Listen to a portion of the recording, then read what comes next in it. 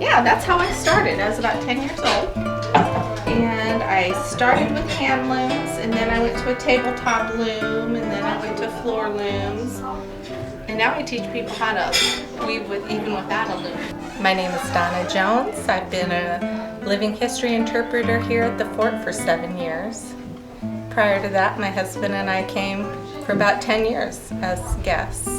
I've always been interested in history, and I've actually written a young children's book on history, so it was just a natural process for me as a weaver.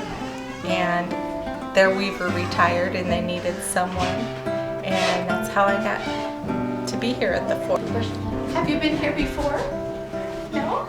Okay, well both of the looms in this room are about 200 years old. This one I'm working on came over on a wagon train in the 1820s, and we don't know how old it was then. But it's a 2-pedal, 2-harness loom. It does your basic back and forth weave, and all the rugs here were made on that loom. And this loom behind me here is called a counterbalance loom. It does exactly the same thing, only it has 4 pedals, so it can do a little more intricate work. And the tea towels right here were done on that loom. Now at the time of the coasters. Yeah, at the time of the fort, all these rooms were filled with men, with soldiers. Right. And women were not even allowed on the fort proper. So all the wives and families lived outside of the fort.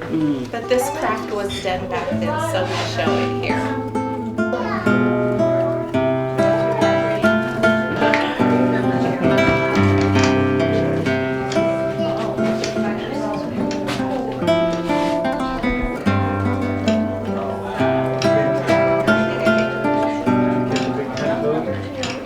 The woman in 1820, 1819, when the fort was active. And your role or whatever? My role, well, currently I'm just demonstrating hand sewing skills. Okay. And what kind of skills or what kind of hand sewing did women in that period do? Well, they had to sew everything, all the clothes. I enjoy quilting, so that's what I'm doing today, but it's not something, you didn't have a lot of free time to do fancy work, so. Okay, so a lot of basic normal wear and tear, not some to go to church kind of stuff. So why do you enjoy doing reenactments? I've always enjoyed history. I enjoyed reading lots of good history books growing up, so when I got older, I think it just became a more active part of my hobbies. I started doing folk dancing, which is a big part of history. Just something the communities did for hundreds of years, and there aren't many reenacting opportunities in this area. This is probably the biggest one. Okay. My name is Penny Ankenbauer. I'm from Council Bluffs, Iowa, and I have been doing living history here for the past 20 years. My son is the quartermaster, and he also works on the cannon.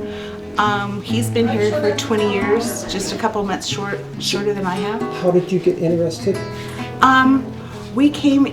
My son and I came out on a May weekend, and we got to see a little bit, and he was 12 at the time, he didn't see enough, and so we came back the next day, and the gentleman that was on the cannon, Jack Schmidt, allowed him to be the powder monkey, even in his street clothes.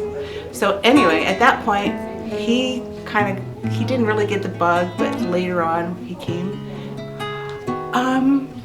I sat on the armchair of my father's chair when I was a little girl, and he would tell me stories, and he just made history fascinating, and family history or whatnot, and so I've drugged my family to anything historical I can over the years. And so you're portraying whom here? I am the dairyman's wife. That gives me access to be able to leave and come back from the fort. I have done different things. I've cooked here for the officers, and I've also made a large quilt, a whole cloth quilt that was white on white. And you were talking about you're creating a flag? Yes, I'm creating a flag. In this time period, just a few years ago, like during the War of 1812, the flag, there was 15 stripes and 15 stars on the flag. And at that time period, they were going to add a star and a stripe to each flag. Well, that would make the size of the flag unbalanced, and every time you would add a stake, you'd have to reconfigure the entire flag. So then they reverted back to having 13 stripes, and then they were going to just add a star for each state. And the interesting fact is it took almost 300 yards of fabric for Mary Pickersgill, who created the what became known as the Star Spangled Banner and the Storm Flag that flew at Fort McHenry. And that's what the song that Francis Scott Key, of course, wrote.